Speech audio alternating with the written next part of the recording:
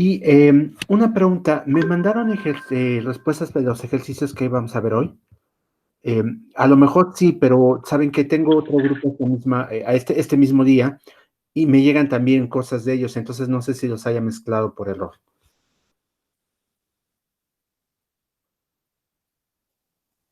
¿Víctor? De los primeros dos. ¿Sí, sí enviaste algo? Ah, a ver, Santiago Morales envió algo. Bien, entonces déjenme ver qué hay. Este está entonces en mi lista de correo.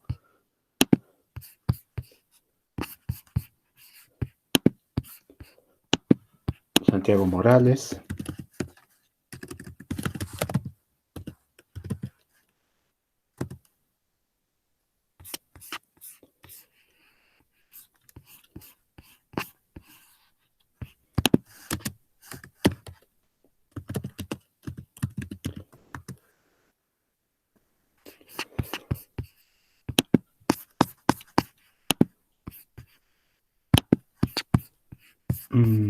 Ya vi. Me llegó vía. No me mandó el aviso Classroom por alguna razón, pero aquí lo tengo. Ahorita lo bajo y lo vemos entonces. Permítanme un momento.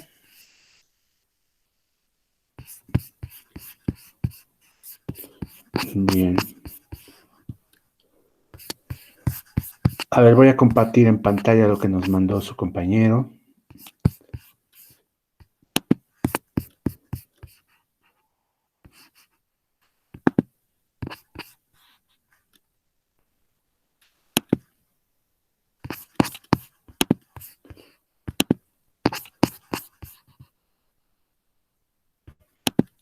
Bien, aquí está. Esta es la primera de varias hojas que nos mandaste, ¿no? Me parece que hay algunas más. Bien, una máquina Turing que acepta el conjunto tal que ABC tiene un número de caracteres. A ver, ¿nos quieres explicar cómo funciona, Santiago? Sí, claro, ahí me escuchan. Sí, con un poco de ruido, pero se escucha. ¿Perdón? Se escucha ruido. Espera, a ver si...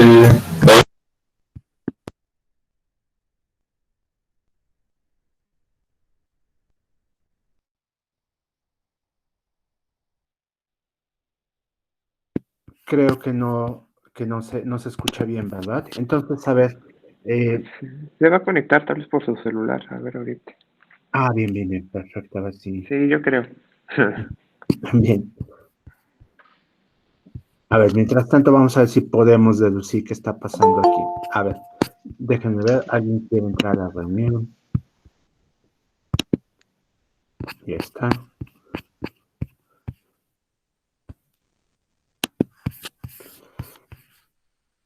Bueno, yo creo que simplemente se puede hacer lo que se había hecho en el ejemplo que vi en clase, que vi en el Coursera, que es recorrer la cadena e ir contando número de A's y de B's, ¿no?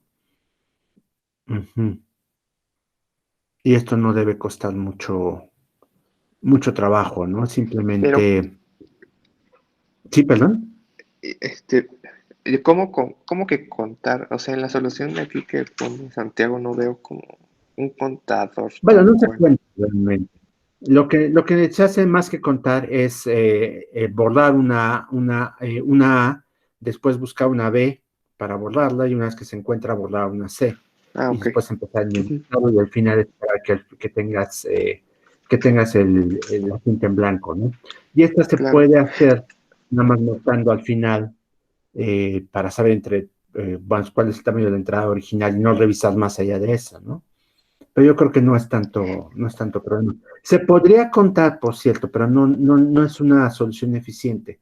Pensando en una máquina de Turing que lo que haga es tener 4 cintas, la original, más una para A's, B's y C's, y que vaya marcando allí una rayita cada vez que se encuentra con una de cada caso, y al final lo que hace es revisar si encontró el mismo número, pero yo creo que eso requiere más recorridos de los necesarios. Ujú, que es mejor la idea de ir. Ahora Claro. Ujú. Al final, Creo que ya está sí, ya Santiago. Santiago. Ujú. Adelante, Santiago. ¿Perdón? ¿Santiago? ¿Perdón? Sí, Ya, ahora. ya, ya ahora sí. Ok. Sí, o sea, básicamente lo que hago aquí es eso, sí, o sea, cada vez que en ese leo cuál es la primera que leo, pues si A, B o C. Ujú. Y básicamente en Q1, Q2 y Q3 estoy leyendo o la primera A pues si se encuentra primero con una A, si se encuentra primero con una B, si se encuentra primero con una C, las borro, pero no pongo el espacio en blanco, sino que creo otro carácter que es como un espacio en blanco tachado para saber, para diferenciarlo del espacio en blanco que está por defecto en la cinta. Ujú. En Q4, Q5 y Q6 lo que hago es ver, por ejemplo, si ya leyó A, si lee B, o si ya leyó B, si lee A. Ese sería Q4. O sea, si en Ujú. Q4 está la máquina cuando ha leído A y B, sin Ujú. importar si leyó A, B o si leyó B, A. Ujú. En Q5, AC, o sea, y en Q6, BC, o sea, y en Q7, si ya leyó las tres. Entonces, cuando llega a Q7, lo que hace la máquina es devolverse hasta que detecta otra vez el carácter de inicio de cinta y vuelve a empezar otra vez entonces a leer hacia la derecha Q1, Q2, Q3 o Q4, Q5, Q6 y termina cuando, si ven en ese salta a la derecha cada vez que lee un espacio en blanco modificado. Entonces, Ujú. si lee puros espacios en blanco modificados, va a llegar al espacio en blanco original en ese. Entonces, si Ujú. llega al espacio en blanco original en ese, es que ya no quedaban letras, ya todas se borraron y, y acepta el lenguaje. Ujú. Bien. Bien, en principio suena bien, habría que revisar los detalles, a lo mejor Vladimir nos puede echar una mano revisando los detalles, pero la idea suena bien. El hecho de que pongas este espacio en blanco especial, una especie de tachón si tú quieres, en lugar del espacio en blanco, ayuda a que no tengas que poner el símbolo de final de la entrada, ¿no? Supongo que esa es la idea, te ahorras ese paso. Y sí Sí, suena. sí, o sea, Ujú. porque yo lo estaba intentando con el espacio en blanco original, pero entonces me di cuenta que si, por ejemplo, borro una última letra, entonces no la voy a poder diferenciar del resto de la cinta que quedó sin utilizar. Ujú. Sí, eso es cierto. Coulson, ¿te acuerdas que utiliza esta idea de que pone al final un carácter de fin de la entrada? Ah, bueno, sí. Sí, Ajá, eso sería otro punto. Es como eso equivalente. ujú. No sé cuál de ellas sea más eficiente, la verdad, porque una de ellas implica un recorrido adicional de la cinta, que es este que vas y marcas hasta el final, pero no sé si eso te ahorre algo. En cambio, poner tachones probablemente tenga la ventaja de que cuando te topas con el primer espacio en blanco, sabes que ya terminaste el recorrido de entrada, ¿no? Sí, puede ser que sea, Ujú. que sea mejor idea. Ujú. Bien, me parece bien. Déjame ver ahora entonces tu otro ejercicio. Profesor, al Una final tenemos máquina que dejar la cadena o la máquina totalmente vacía, o podemos dejar al menos el carácter de inicio ahí, o... Bueno, el carácter de inicio nunca se puede borrar, ¿te acuerdas? Esa es una de las restricciones Ah, que eso, teníamos. perfecto. Ajá. Ah, yo en este entonces cometí un error, porque yo en este no iba borrando, pero sería cambiar las As por espacios en blanco, Ujú.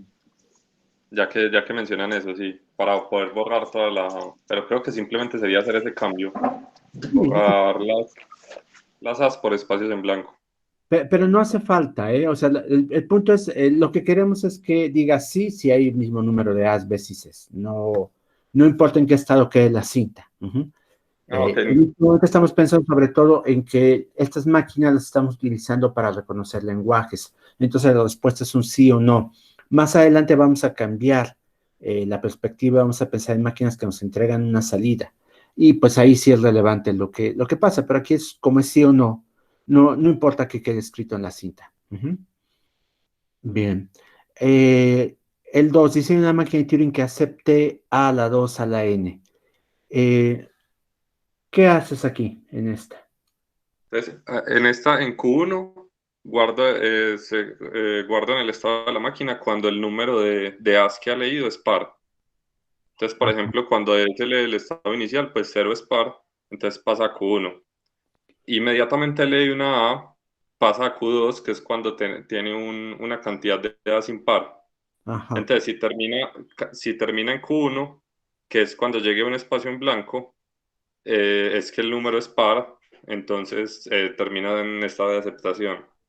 Y si en Ah, Q2 llega a un espacio en blanco, entonces que termina en una cantidad de as impar y termina en un estado de rechazo. pero te das cuenta que esta máquina que construiste acepta entonces cadenas Oye, Santiago, par. ajá, ¿Perdón? Ajá, nada más. No, no cadenas que tienen una longitud que es un. exacto. Pero no tendría que No, hacer, no, perdón, es que 2 ajá, por n, no 2 a la n. sí. Ajá. A ver, permítanme ver si esto es el caso, porque yo no me acuerdo si mi enunciado es Sí, yo 2. también lo hice. Yo lo hice igual. Ajá, Yo ajá, está mal. equivocadamente igual por dar alguna solución, di dos, dos, o sea, alguna potencia, pero o sea, hice lo mismo que Santiago, Ah, es 2 a la n. Dos a la algún n, no, número par, no pero es por 2 a n. la n, ajá. Ah, 2 a ok, la ok. n. Entonces Ahí no. podrías aceptar 6 cuando no es el 6, Sí, sí, sí, sí, sí, sino no, hasta no, el no, 8. claramente la máquina Ujú. no Yo lo funciona, cometí lo no te mismo leí que mal. tú, Sí, sí, leí mal.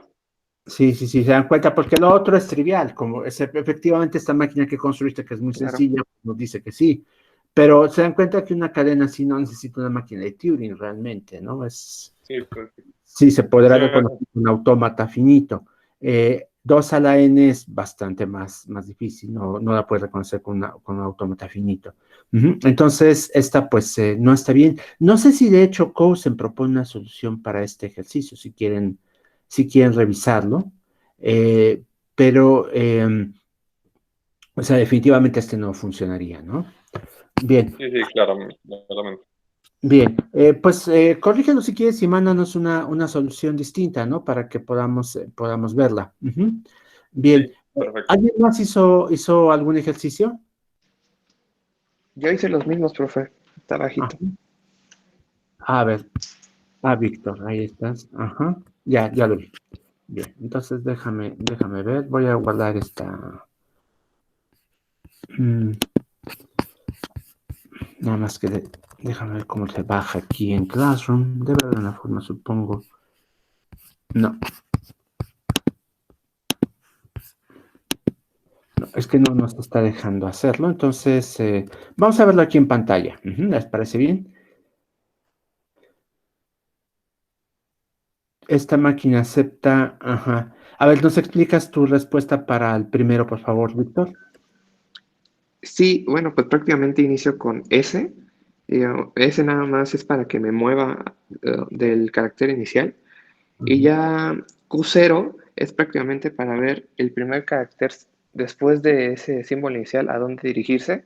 ujú, Por lo general, como ya leí una A, ahora tengo que leer una B, ¿no? Una B, ujú, una C, y lo hice como cíclico, y una C, una A. ujú, Y como es el primero, siempre que lo leo, así como Santiago, en vez de hacer como un tachón, yo pongo una E de empty. ujú, Y ya de ahí me muevo al estado Q1, Q2 o Q3, respectivamente, para A, B y C. ujú, Y ahí esos se van a mover siempre a la derecha hasta encontrar la letra que se le corresponde. Pero en caso de que llegue hasta el tope de leer todos los caracteres, ujú, entonces me voy de regreso, porque yo no sé al momento de estar en Q1, Q2 o Q3, si estoy al inicio de la cinta o en qué posición de la cinta estoy. Entonces me voy a todo hasta la derecha, hasta el tope, y si no encuentro nada, me regreso. Y si al regresarme no encontré nada, pues la rechazo porque no encontré ese valor que estoy buscando. O sea, ujú, si hay si en el caso que fuera puras es, no hay tanto problema, porque eso significa que ya leí todos los caracteres, pero ujú, si todavía hay caracteres y no encontré nada, entonces rechazo. ujú. Y y que, y así en todos, una vez que ya hice el recorrido, eh, lo único que hago es me regreso espérame, a Q, no, voy a aceptar alguno. Yo no me perdí. No sé si puedo bajar un poquito más. A ver. Si, por ejemplo, ahí está. Si solamente voy a aceptar si ya leí todo y el momento de regresarme a Q0, que es al inicio de la pila, leo un espacio vacío porque al momento de estar yendo y viniendo las S las transformo en espacios. Pero al Ujú, momento de que la todo está vacío, llego al símbolo inicial y el siguiente es vacío, entonces ese vacío yo sé que ya está aceptado porque ya no hay más que verle, entonces ya acepto, porque ya no, ya borré todo. Ujú. No sé, o sea, en vez de hacer combinaciones, traté de ir de derecha a izquierda para ver que verdaderamente no hubiera ningún carácter, y si sí lo hubiera, pues continúo siempre viendo A, B, C, A, B, C. Bien, bien. Esa es otra forma. Me parece que esto es más parecida a la solución que sigue el Cousin para el caso de A, C, B, C. Entonces, Sí, ujú. Sí, sí, sí, es una simple adaptación. De eso debe estar bien, supongo. No es un problema muy complicado, realmente, como se pueden dar cuenta. Sin embargo, son problemas que no se pueden resolver fácilmente por medio de otros mecanismos. Definitivamente no se puede resolver por medio de un lenguaje, vamos, de un autómata finito para lenguajes regulares. Y me da la impresión de que tampoco lo podemos resolver por un autómata de pila, pero eso no estoy seguro. Eso es probable que. Déjame pensar. No, no, no. Si tuviéramos dos caracteres A y B nada más, si nos interesaba saber que tienen el mismo número, eso yo creo que es posible con pila. Eh, Porque pues cada vez que te encuentras una A, por ejemplo, guardas algo en la pila. No. Ujú. Mientras que aquí tendrás que tener dos pilas porque tienes tres caracteres. Ujú. Sí, bien. Creo que no. Ujú. Entonces está bien tu respuesta, digo, desde luego. Y me parece que ok. sí me falta una La, máquina. la chequé más o menos. Ujú. Dime. Parece segundo, no parece segundo es prácticamente lo que hizo Santiago. Yo ahora sí que traté de iniciar con eso, no pude Ujú. pensar en algo diferente, pero igual identifiqué que un 6, o sea, si es A la 6, pues va a estar mal. Entonces ahí sí voy a pensarle un poco más. Miren, una solución para eh, es utilizar una segunda cinta. Ujú. Y entonces en la segunda cinta poner marcas que nos vayan permitiendo dividir la primera. La otra solución, y que me parece que aparece en el Cousin, pero no estoy seguro, porque lo leí hace mucho tiempo, es recorrer la cinta y buscar marcarla por la mitad. Ujú. Marcas la mitad y después te quedas con la mitad, la marcas, borras la otra parte y vuelves a hacer lo mismo con la mitad. Te das cuenta que si es una potencia de 2 siempre va a ser posible dividirlo en mitades. Mientras que si no es un número par que no es una potencia de 2 va a llegar un momento en que te quedes con una entrada de longitud impar. Entonces, si es una potencia de 2 siempre vas a poder dividirla en mitades, sigues dividiendo en mitades hasta que te quedes con un solo carácter. Ujú. Entonces, esa es una posibilidad. Y lo puedes hacer ya sea recorriendo la cinta de principio a fin, haciendo algún tipo de marcación, o bien utilizando cintas auxiliares, también debe ser posible que las recorras, cuentas cuántos caracteres hay y después lo que haces es un algoritmo para dividir entre dos. Y dices, bueno, lo que hago es que por cada carácter que conté, voy a borrar, más bien por cada dos caracteres que borré, borro un carácter en la entrada, al final, por ejemplo, o al principio, de tal manera que te quedas con la mitad después de ese procedimiento y lo repites. Esa es una opción. Esta última opción, por cierto, tiene la ventaja de que se puede generalizar. No es la más eficiente. La que les dije primero es más eficiente para potencias de 2. Pero si después quieres buscar, no sé, una cinta que te da un múltiplo de 3, por ejemplo, o potencia de 3 o algo así, es posible generalizar esta idea de que en una cinta auxiliar vas contando y utilizas el número de caracteres para hacer algún tipo de algoritmo. Ujú. Bien.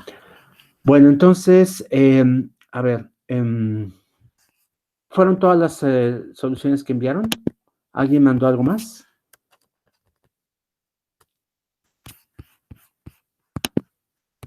¿No? Bien. Entonces, si no hay más propuestas, ¿les parece que continúe con la clase?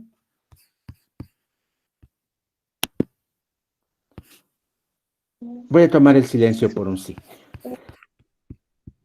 Bien.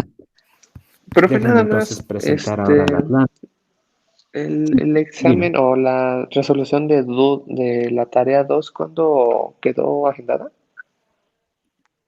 Bien. Vladimir, ¿cuándo habíamos quedado que nos ibas a entregar las respuestas de esta parte de esta tarea de la 2? Ya les respondí a todos. Entonces habíamos quedado que el miércoles veíamos. Bien, sí, habíamos dicho el miércoles, ¿verdad? Tienes toda la razón. Pues miren, quedaría este miércoles. ¿Les parece que vuelva a hacer lo que la clase pasada, que es mandarles un día antes una división en grupos para que podamos revisarlos? No todo el mundo esté conectado al mismo tiempo, no puedan ser otra cosa. Los revisamos uno por uno, ¿les parece bien? Y el miércoles empleamos el tiempo Sí. para... Ujú. Bien, perfecto. Muy bien. Vladimir, por cierto, a mí me parece que se me olvidó mandarte un par de mensajes en los que les respondía a alumnos que por circunstancias personales no habían podido entregar a tiempo y que íbamos a adoptar criterios distintos, no de calificación, obviamente, sino de puntuación. En un caso era un ajuste de calificación, en el otro no había que hacer nada. Si quieres, después te mando esos nombres. Ujú. Sí, está bien. Gracias. Bien, entonces continuamos con la clase. Déjenme presentar las láminas.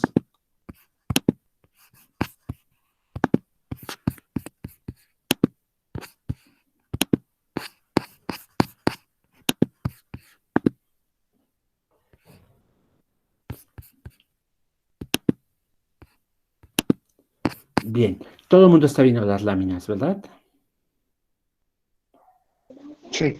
Bien, bueno, entonces aquí, ya que estamos en esto, vean cómo estoy pasando precisamente a lo que les había dicho antes, que nuestras máquinas de Turing son un mecanismo de decisión hasta el momento, simplemente nos dicen sí o no, pero nosotros podríamos convertirlo fácilmente en un mecanismo para calcular funciones. Entonces, ¿cómo hacemos esto? Piensen, por ejemplo, que tienen una máquina de Turing, aquí tengo esta máquina de Turing, tiene alfabetos de entrada, un alfabeto de entrada sigma y uno de la cinta gamma, y lo que podemos pensar es que podríamos definir una función así.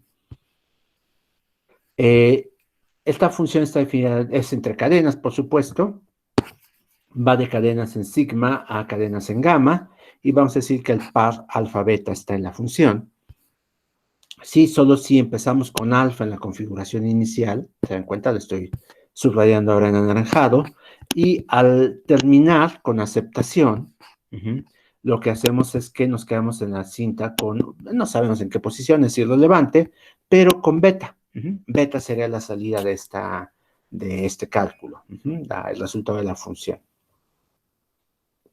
Yo pongo aquí aceptación. Podremos adoptar una convención distinta que podría ser rechazo, o podremos aceptar la convención de que no importa si es aceptación o rechazo, con que la máquina se detenga, nos fijamos que queda escrito en la cinta. Es una convención, entonces realmente no importa mucho. Y se dan cuenta que adoptar la convención de rechazo, pues se puede convertir fácilmente cualquier máquina de Turing que rechazaría una entrada en una máquina que ahora la acepta, siempre cuando sea total, y viceversa, ¿no? O una máquina que se detenga, la podemos convertir en la convención de aceptación, si lo que hacemos es agregar un estado de aceptación adicional, en el que ya sea que acepte o rechace los originales, pasa a este estado de aceptación, es decir, acepta cuando se detiene.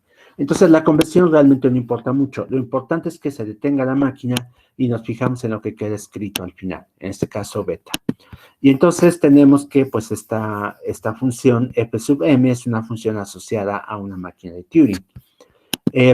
Y también se dan cuenta que estas funciones no son totales, necesariamente. ¿Por qué razón? Pues porque dependemos de la máquina de Turing en cuestión, ¿no? La máquina de Turing, si la máquina de Turing no es total, definitivamente esta función no va a ser total. Si la máquina de Turing es total y adoptamos la convención de aceptación, pues obviamente las de rechazo no nos estarán dando ninguna respuesta, ¿no? Entonces, para que la función sea total, tendríamos que adoptar una convención tendríamos que tener una máquina total y tendremos que adoptar una convención que siempre acepte todas las cintas, todas las entradas, y que lo único que nos importa es tener la salida. Entonces, con base en estas dos convenciones, de ver qué queda escrito en la cinta y qué cosas aceptamos, podemos definir funciones. Podemos clasificar las funciones de dos maneras. Vamos a decir que una función calculada así de esta forma, tenemos aquí esta sigma, es Turing computable si existe una máquina de Turing tal que la función es la función asociada a esa máquina de Turing.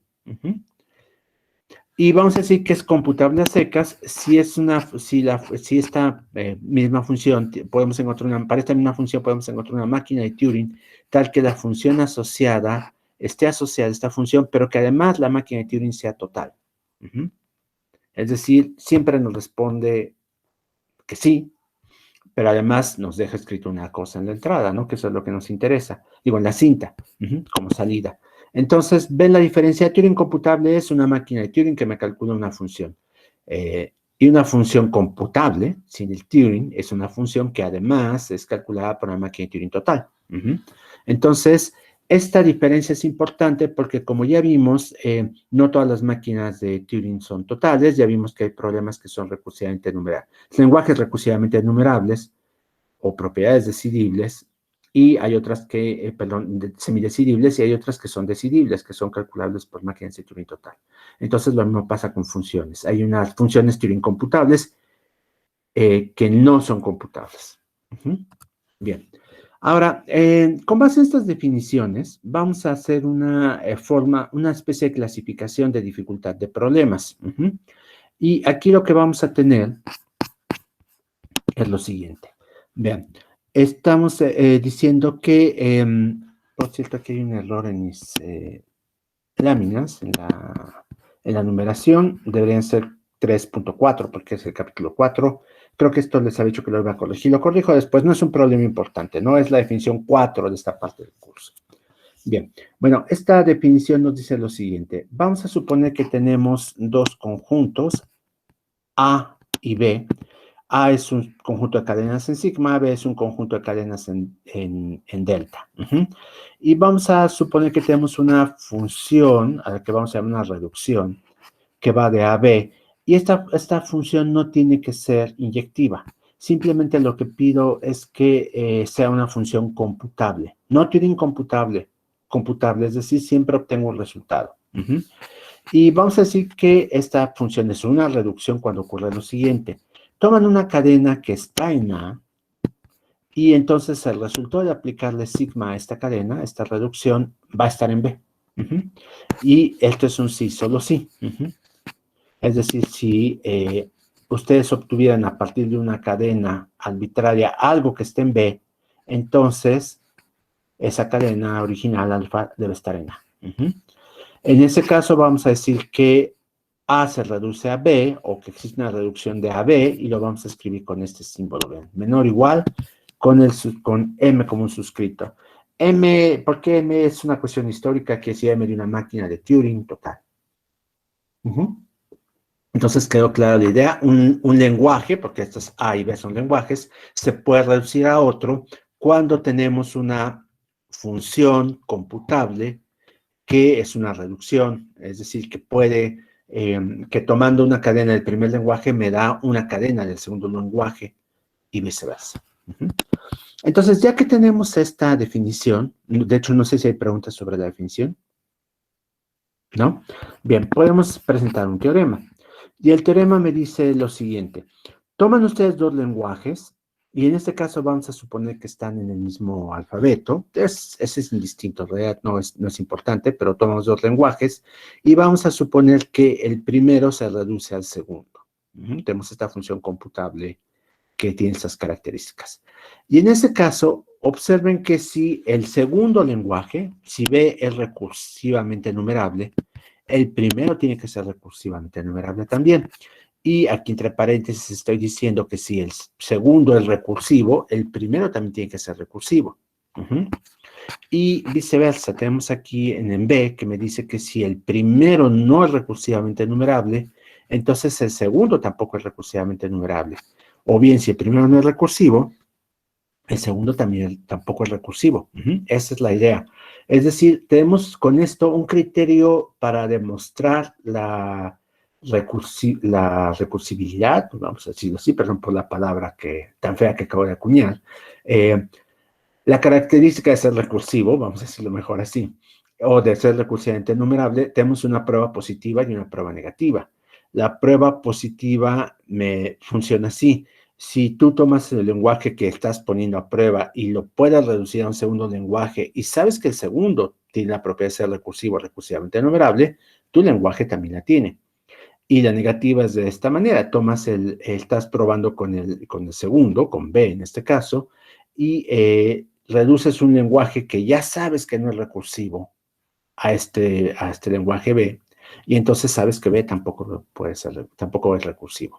Esta es la forma en que lo estamos haciendo. Entonces tenemos dos criterios, uno positivo y uno negativo, A positivo, B negativo. Bien, ahora vamos a demostrar este teorema antes de utilizarlo.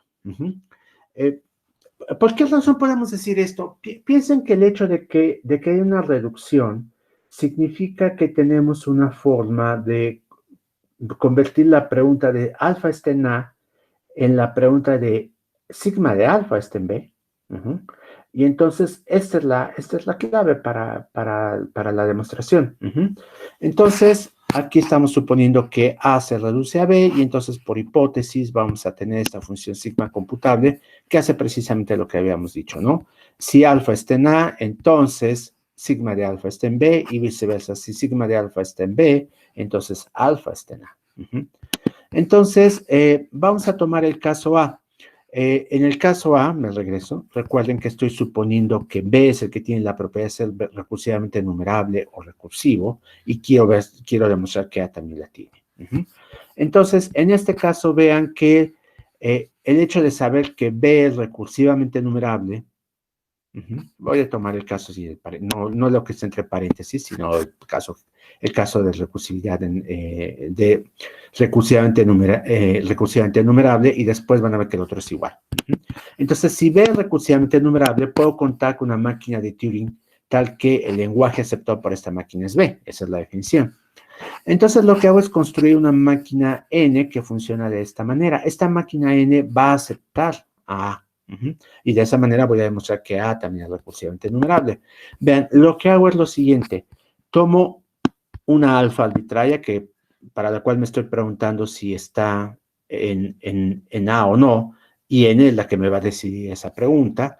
Entonces, lo que hace N es calcular sigma de A.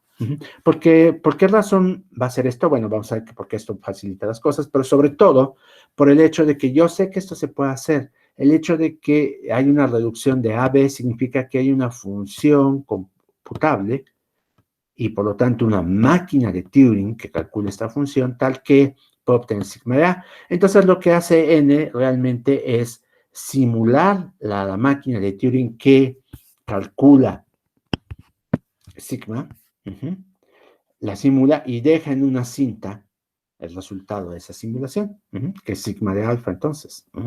¿Se dan cuenta? Así es como funciona. Entonces, esta máquina N puede simular a la máquina que calcula sigma. Una vez que termine esta simulación y que me entrega sigma de alfa, lo que hago es simular ahora a M. Entonces, puedo pensar que en otra cinta o en otra parte de la cinta tengo guardada la descripción de M y entonces puedo simular lo que hace M. Se dan cuenta que entonces mi máquina N es una máquina universal, ¿no? Adaptada para esta tarea. Entonces, esta máquina simula M ahora con sigma de alfa y se dan cuenta que, pues, como yo sé que B es recursivamente enumerable, pues tengo por ahí la descripción de M para poder afirmar tal cosa, ¿no? Entonces, hago la simulación y si M acepta sigma de alfa, entonces N va a aceptar alfa. Eso es lo que vamos a hacer.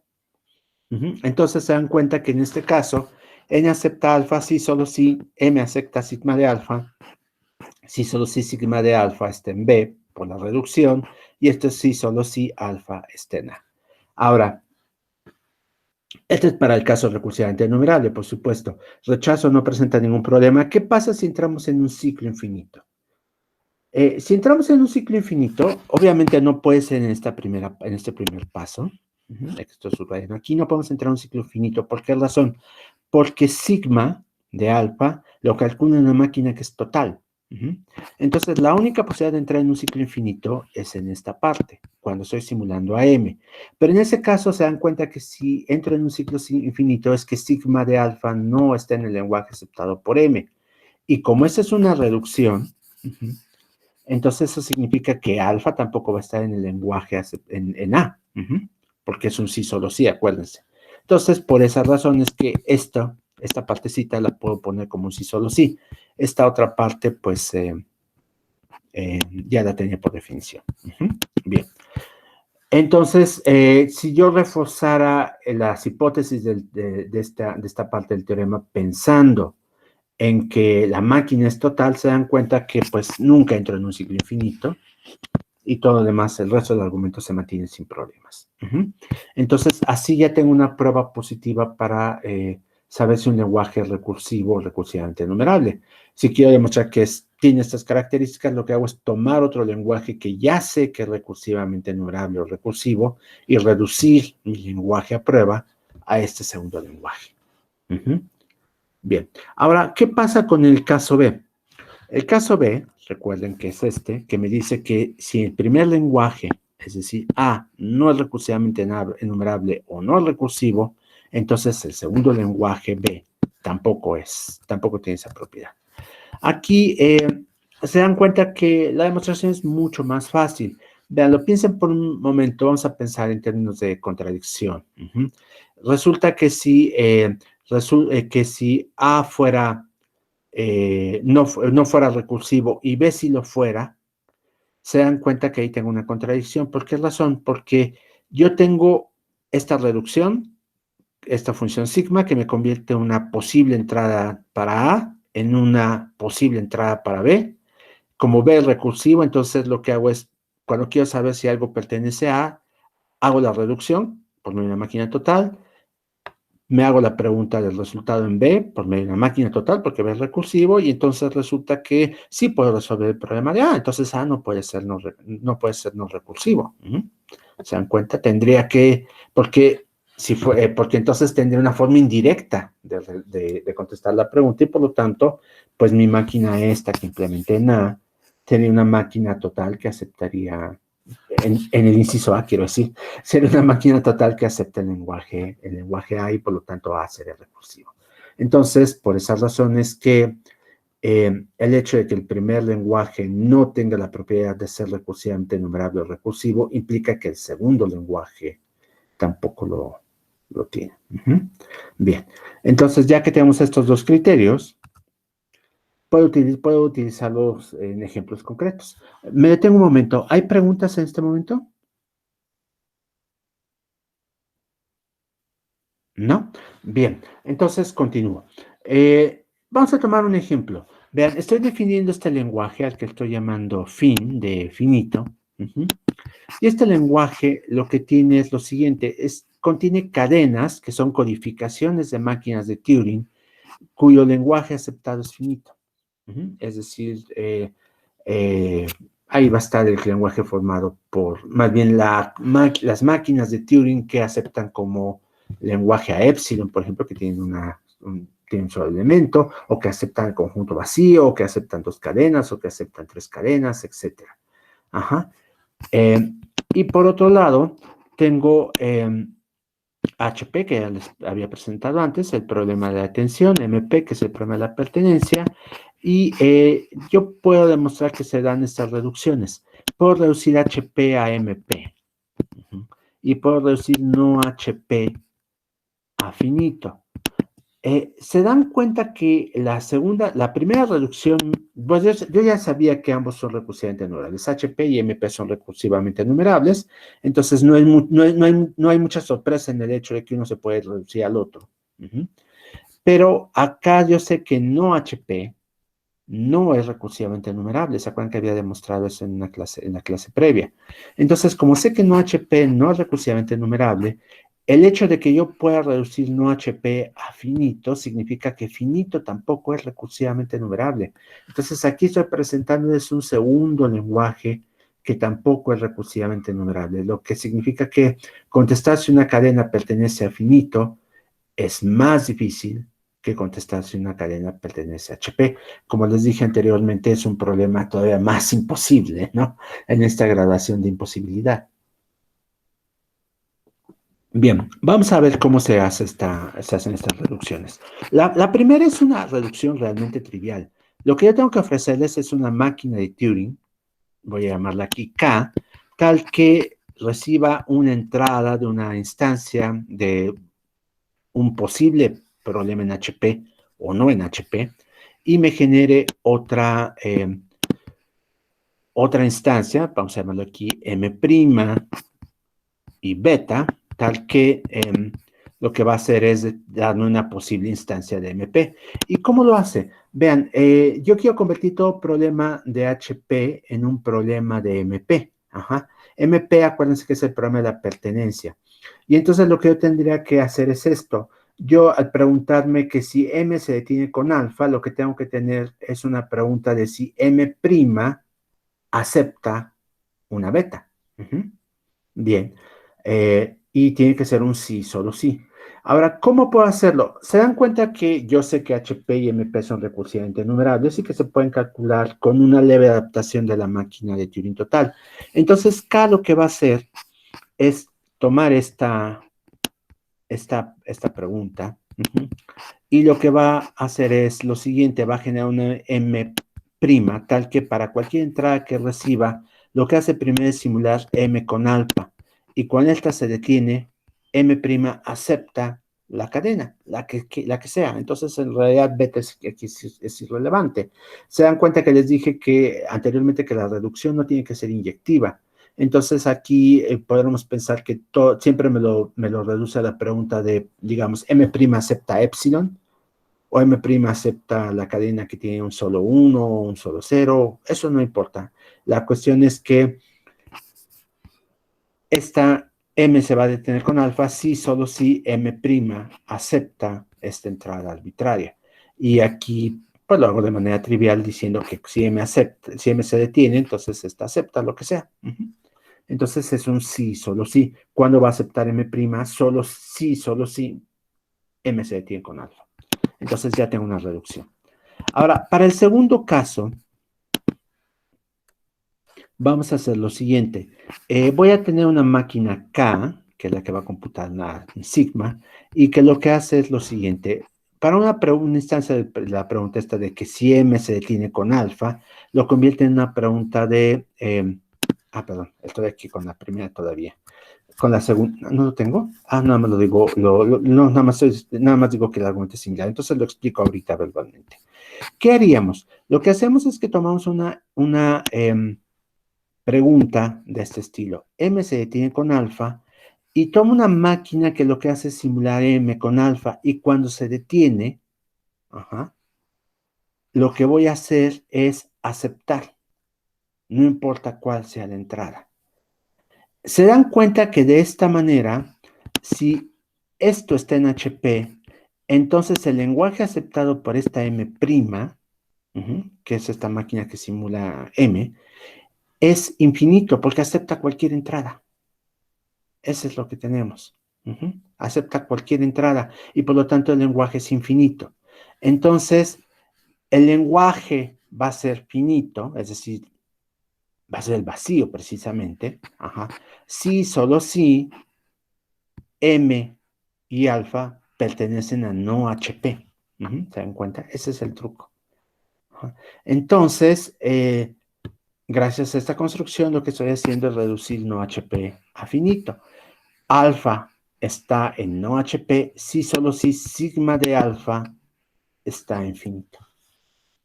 Y con la reducción, como hay una reducción que es computable, se dan cuenta, ¿qué es lo que tengo que hacer? Simplemente la reducción no es la simulación, la reducción es conviérteme esta pregunta en esta otra pregunta. Esa es la reducción. Y esa reducción se puede hacer tomando la descripción de M y dándome por resultado la descripción de M'. Esa es la forma en que esto funciona. Permítanme, creo que alguien quiere decir algo, porque sonó aquí alguien quiere hacer una pregunta o un comentario, ¿no? Bien, perdón, es que había sonado la alarma las notificaciones de mi computadora, pensé que alguien quería decir algo. Entonces se dan cuenta, esa es la parte que es computable. No hacer la simulación de M, sino darme esta máquina K, que es la que se encarga de hacer estas simulaciones, la que convierte una instancia de HP en una instancia de MP en el primer caso, y una instancia de HP en una instancia de finito en el segundo. Bien. Entonces, con estas construcciones sabemos que estos problemas entonces se puede reducir uno al otro. Y después de esto, sigue el teorema de Rice. No sé si deba presentarlo hoy o espero hasta el próximo lunes. Déjenme ver cuánto más queda. Quedan 12 láminas y sí me gustaría terminar la próxima clase. Déjenme ver. Son 5 láminas.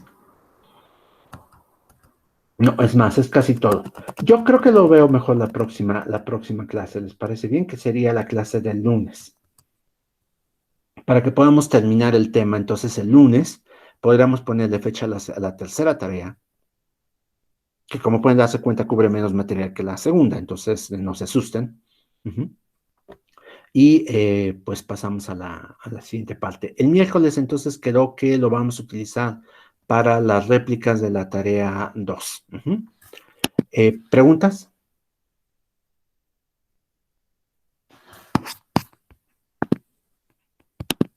¿Ninguna? ¿Comentarios?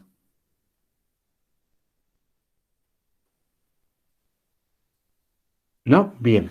Bueno, pues entonces, pues muchas gracias por su atención.